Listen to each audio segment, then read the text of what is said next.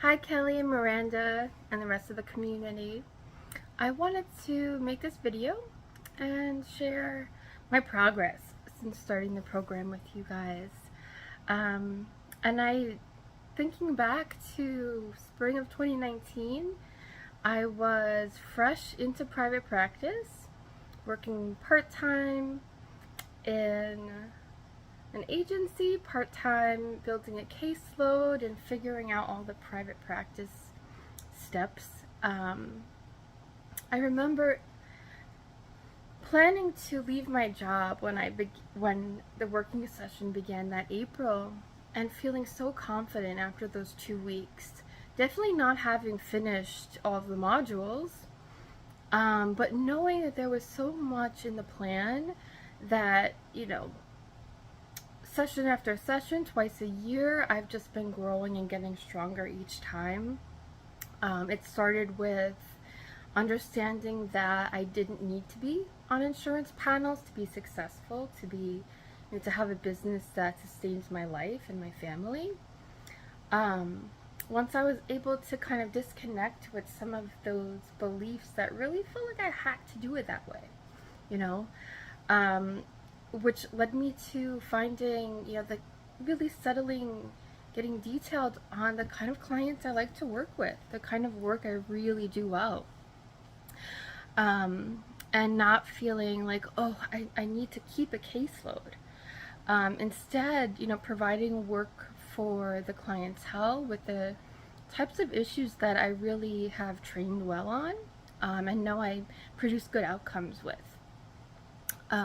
Having a full caseload, or right now, after taking some time off this year with help from the program, some help for, through bereavement leave, through my own health care, needing some time off from the business and feeling safe that I know I can take this time off because I've planned for this.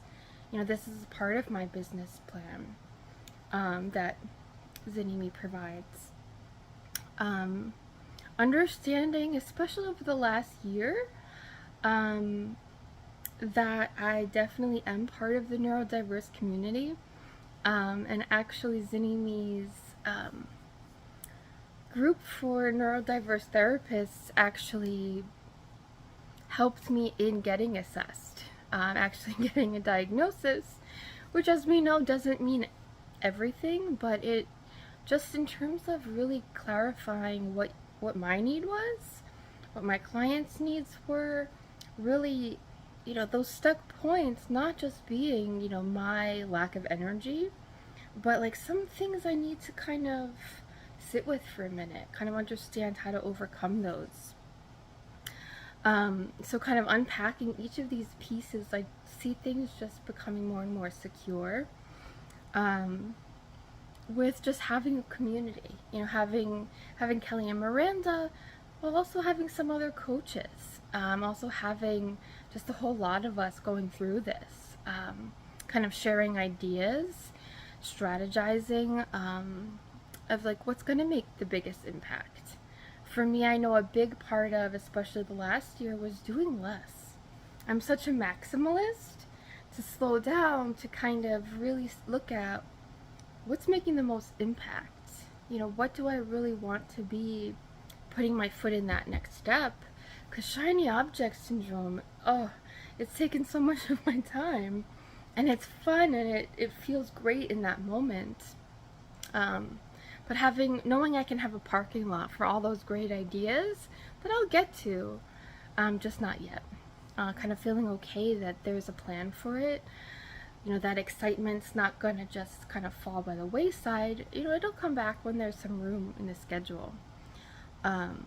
Being able to slow down enough to know what my needs are, to not have business be the thing that feels like survival. I think it was easy for me, especially during the pandemic, to kind of prioritize, well, business first, everything else next. And kind of coming to some of my own health diagnoses and surgeries that I've had, just it doesn't work that way. You really can't force it. You can plan well, and be at peace when things don't go exactly right. Um, but understanding you can do less, you have to do less, um,